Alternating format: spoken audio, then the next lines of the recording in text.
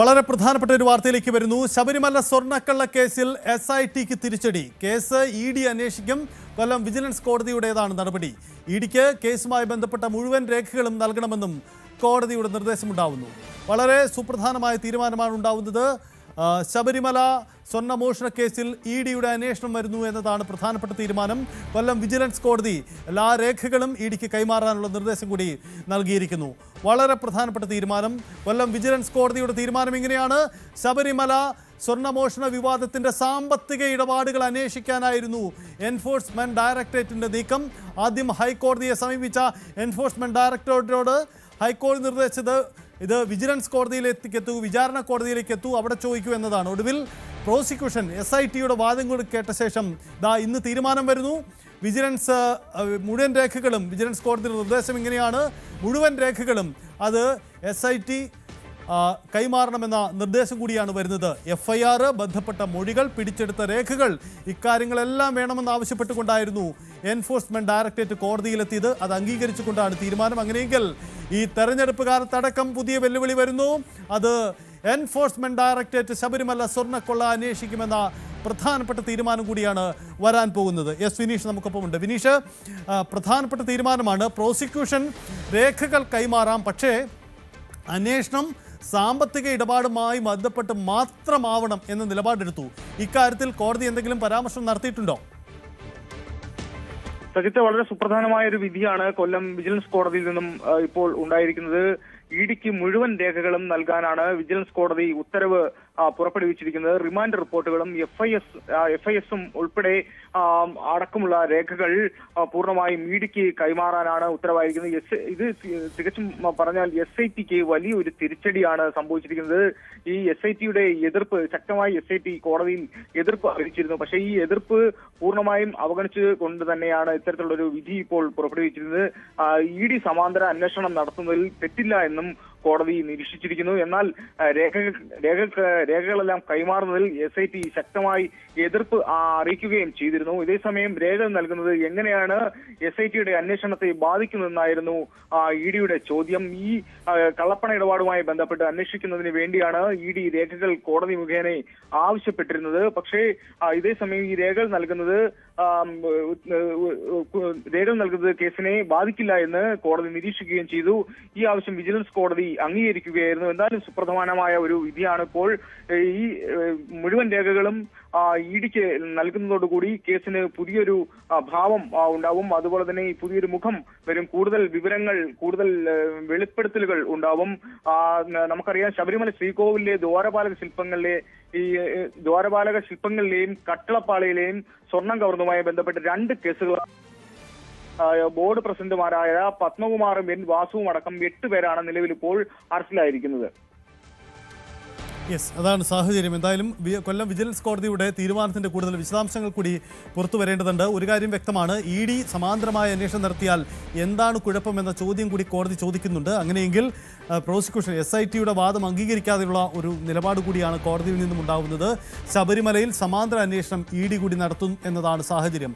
ED സാമ്പത്തിക വിഷയങ്ങളിൽ മാത്രമേ അന്വേഷിക്കാവൂ, മറ്റു വിഷയങ്ങളിലേക്ക് കടക്കരുത് എന്നൊരു നിലപാടെടുത്തിരുന്നു. പക്ഷേ എന്താണ് ഈ അന്വേഷണ നീക്കങ്ങൾ? അതായത് ഇതിൽ വിദേശ ബന്ധങ്ങൾ, ഇതിൻ്റെ പണത്തിൻ്റെ വിദേശ ബന്ധങ്ങളും മറ്റു നീക്കങ്ങളും അന്വേഷിക്കട്ടെ, മറ്റു വിഷയങ്ങളിലേക്ക് അന്വേഷണം കടക്കരുത് എന്നതായിരുന്നു ഇക്കാര്യത്തിൽ SIT കോടതിയിലെടുത്ത നിലപാട്. ഡാൻ കുര്യൻ കൂടി ചേരുന്നുണ്ട്. ഡാൻ, വളരെ പ്രധാനപ്പെട്ട തീരുമാനമാണ്. നമ്മൾ നേരത്തെ പരാമർശിച്ചു പോയ വിഷയം കൂടിയാണ്. എന്തായാലും ഇനി വരാൻ പോകുന്ന മാസങ്ങൾ EDയുടെ അന്വേഷണ നീക്കങ്ങളും അതിൻ്റെ സുപ്രധാന വിവരങ്ങളുമാണ്. എല്ലാ രേഖകളും കൈമാറാനാണ് ആവശ്യം. അങ്ങനെയെങ്കിൽ സമാന്തരമായ ED അന്വേഷണമാണ് ഈ കേസിൽ നടക്കാൻ പോകുന്നത്. ഒരുപക്ഷെ നേരത്തെ തന്നെ EDയുടെ അന്വേഷണം ഈ കേസിൽ ഉണ്ടായേക്കുമെന്നുള്ള സൂചനകളൊക്കെ പുറത്തു വന്നിരുന്നു. പക്ഷേ ഹൈക്കോടതിയുടെ മേൽനോട്ടത്തിൽ SIT ഇതുമായി ബന്ധപ്പെട്ട അന്വേഷണം തുടരുന്ന ഒരു പശ്ചാത്തലത്തിലാണ് അങ്ങനെ തിടുക്കത്തിലൊരു നീക്കം EDയുടെ ഭാഗത്ത് നിന്ന് ആദ്യഘട്ടത്തിൽ ഉണ്ടാകാതിരുന്നത്. പക്ഷേ സ്ഥിതിഗതികളൊക്കെ എൻഫോഴ്സ്മെന്റ് ഡയറക്ടറേറ്റ് കൃത്യമായി തന്നെ നിരീക്ഷിക്കുന്നുണ്ടായിരുന്നു എന്ന് വേണം പറയാൻ. കാരണം ഇത് രാജ്യാന്തര സ്വർണ്ണക്കടത്ത് സംഘവുമായി, ഈ ആന്റിക്സ് കടത്ത് സംഘവുമായി ശബരിമലയിലെ സ്വർണ്ണക്കൊള്ളയ്ക്ക് ബന്ധമുണ്ട് എന്ന തരത്തിലുള്ള സൂചനകൾ രാഷ്ട്രീയമായും അല്ലാതെയുമൊക്കെ പ്രതികരണങ്ങളായും അല്ലാതെയും ഉയർന്നു വരുന്ന സാഹചര്യമുണ്ടാകുന്നു. ആ ഘട്ടത്തിൽ തന്നെ ഒരുപക്ഷെ ഇത് പ്രത്യേക അന്വേഷണ സംഘത്തിന്റെ പരിധിക്കുള്ളിൽ മാത്രം ഒതുങ്ങുന്ന ഒരു അന്വേഷണമായിരിക്കുമോ, അതോ അതിനപ്പുറത്ത് അപ്പുറത്തേക്ക് വിപുലമായ ഒരു അന്വേഷണം ആവശ്യം ആയിട്ടുണ്ടോ, അതായത് കേന്ദ്ര ഏജൻസികളുടെ സഹായം തേടേണ്ടതുണ്ടോ എന്നതടക്കമുള്ള സംശയങ്ങളൊക്കെ ഉയർന്നിരുന്നു. എന്തായാലും അതിലിപ്പോൾ ഒരു സ്ഥിരീകരണം ഉണ്ടായിരിക്കുന്നു. SITയുടെ എതിർപ്പ് അവഗണിച്ചുകൊണ്ടാണ് കൊല്ലം വിജിലൻസ് കോടതി ഇങ്ങനൊരു തീരുമാനത്തിലേക്ക് എത്തിയിരിക്കുന്നത് എന്നതാണ് ഇതിലെ സുപ്രധാനമായ കാര്യം. അങ്ങനെയെങ്കിൽ എൻഫോഴ്സ്മെന്റ് ഡയറക്ടറേറ്റിന് SIT ഇതുവരെ നടത്തിയ അന്വേഷണത്തിലെ എല്ലാ കണ്ടെത്തലുകളും സംബന്ധിച്ച റിപ്പോർട്ടടക്കം കൈമാറേണ്ടി വരും. അതോടൊപ്പം ശാസ്ത്രീയ പരിശോധനാ ഫലങ്ങൾ, ഡിജിറ്റൽ തെളിവുകൾ, ലഭിച്ച മൊഴികൾ, സീൽ ചെയ്ത കവറിൽ കോടതിയിൽ സമർപ്പിച്ചിരിക്കുന്ന തെളിവുകൾ എന്തൊക്കെയാണോ അത് മുഴുവൻ എൻഫോഴ്സ്മെന്റ് ഡയറക്ടറേറ്റിന് കൂടി കൈമാറേണ്ടി വരും. അങ്ങനെയെങ്കിൽ ഉദ്യോഗസ്ഥ തലത്തിൽ മാത്രം, നമ്മൾ നേരത്തെ സൂചിപ്പിച്ചത് തന്നെയായിരുന്നു, ഉദ്യോഗസ്ഥ തലത്തിൽ മാത്രം ഒതുങ്ങി നിന്ന ഒരു കേസിന് രാഷ്ട്രീയമാനം കൈവരുന്ന ഒരു സാഹചര്യം കൂടി വൈകാതെ ഉണ്ടാകുമെന്ന് വേണം പറയാൻ. അതിന്റെ അപകട സാധ്യത മുന്നിൽ കണ്ടുകൊണ്ട് തന്നെയാണ് സർക്കാർ അതിനെ എതിർക്കാനുള്ള ഒരു നീക്കത്തിലേക്ക് കടന്നത്.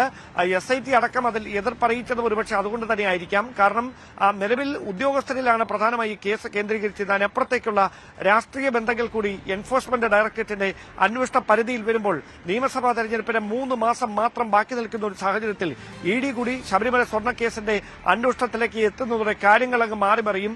അവിടെ ആരൊക്കെ ഇനി വാഴും ആരൊക്കെ വീഴും എന്നത് മാത്രമാണ് അറിയാനുള്ളത്. നേരത്തെ സർക്കാർ പേടിച്ചിരുന്നതും അതുതന്നെയാണ്. കാരണം ഏതെങ്കിലും രാഷ്ട്രീയ നേതൃത്വത്തിലേക്ക് ആ കേസിന്റെ അന്വേഷണം എത്തുന്ന സാഹചര്യമുണ്ടായാൽ ഈ തെരഞ്ഞെടുപ്പ് കാലത്ത് അതുണ്ടാക്കാൻ പോകുന്ന തിരിച്ചടി ചെറുതായിരിക്കില്ല. അതിന്റെ തിക്തഫലം തദ്ദേശ തെരഞ്ഞെടുപ്പിൽ കൃത്യമായി തന്നെ LDFന് നേരിടേണ്ടി വന്നു. ഇനി ED കൂടി ഈ കേസിന്റെ അന്വേഷണത്തിലേക്ക് കടന്നു വരുമ്പോൾ അതിനെ നിയമപരമായും രാഷ്ട്രീയമായും പ്രതിരോധിക്കേണ്ട ഒരു സാഹചര്യത്തിലേക്കാണ്, അനിവാര്യതയിലേക്കാണ് സർക്കാർ മാറുന്നത്.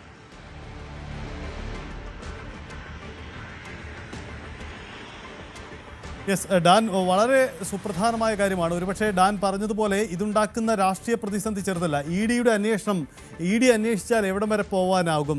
EDക്ക് ഇതിൻ്റെ വിദേശ ബന്ധങ്ങളിലേക്കും വിദേശ പുരാവസ്തു അന്താരാഷ്ട്ര തട്ടിപ്പുകൾ നടന്നിട്ടുണ്ടോ, അവരുടെ സാമ്പത്തിക ഇടപാട്, ഇതൊക്കെ അന്വേഷിക്കാം. പക്ഷേ ഡാൻ, ഇതുണ്ടാക്കുന്ന പൊളിറ്റിക്കൽ ഇമ്പാക്റ്റ് ചെറുതായിരിക്കില്ലല്ലോ. പ്രത്യേകിച്ച് അന്വേഷണത്തിൻ്റെ ഭാഗമായി വേണമെങ്കിൽ സർക്കാരിൻ്റെ ഭാഗമായി നിൽക്കുന്ന, അല്ലെങ്കിൽ ഇപ്പോൾ SIT പരിഗണിക്കാത്തവരെയൊക്കെ വിളിച്ചു വരുത്താം. അവിടെ പരാമർശിക്കേണ്ട പ്രധാന പേരുകാരനാണ് കടകംപള്ളി സുരേന്ദ്രൻ. എന്തുകൊണ്ട് കടകംപള്ളിയെ ഒഴിവാക്കുന്നു എന്ന ചോദ്യം പ്രതിപക്ഷമൊക്കെ ഉന്നയിച്ചതുമാണ്. അങ്ങനെയെങ്കിൽ അതുണ്ടാക്കുന്ന രാഷ്ട്രീയ പ്രതിസന്ധി ചെറുതല്ലല്ലോ.